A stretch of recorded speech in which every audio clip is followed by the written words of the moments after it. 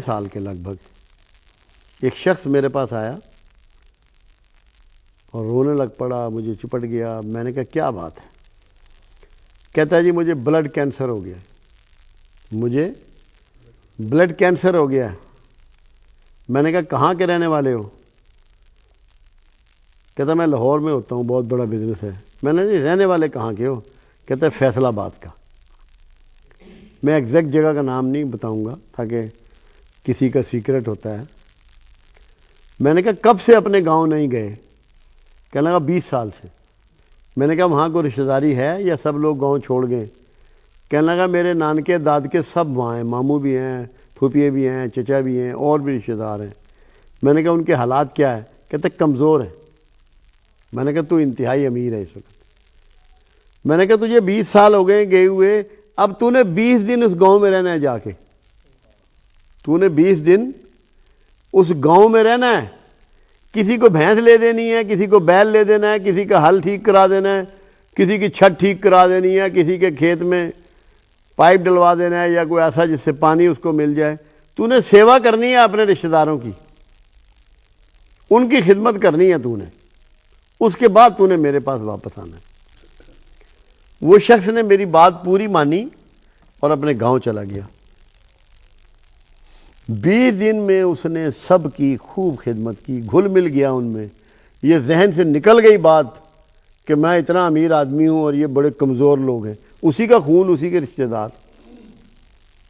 وہ جو ایک زوم انسان کے اندر پیدا ہو جاتا ہے نا، کسی زیادہ علم کی وجہ سے یا حیثیت کی وجہ سے، مالی پوزیشن کی وجہ سے۔ 20 دن کے بعد آیا۔ میں نے کہا جا سارے ٹیسٹ کروا کے میرے پاس آ۔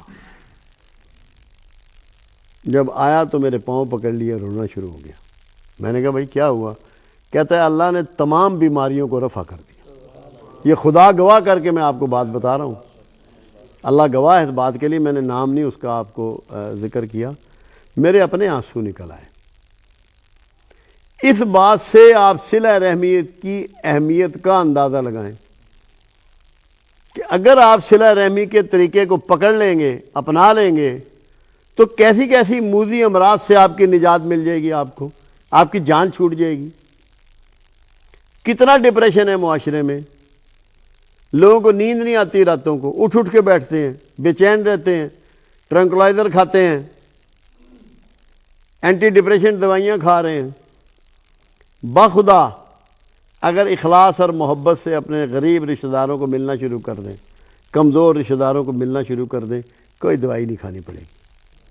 کر کے دیکھیں، کرنا شرط ہے۔ کیوں؟ یہ میرے آقا فرما رہے ہیں کہ تو کشادہ رزق چاہے، لمبی عمر چاہے، تو صلہ رحمی کو اپنا۔ تو آدمی دو ہی چیزیں تو دنیا میں چاہ رہا ہے، اور مرنے تک یہ دعائیں کرتا رہے گا کہ یا اللہ میرے رزق میں کشادگی کر، میری عمر میں برکت دے۔ یہ دونوں چیزوں کی نشاندہی اللہ کے حبیب صلی اللہ علیہ وسلم نے صلہ رحمی کے ریفرنس سے آپ کو پہنچا دی۔ اور پھر بھی اگر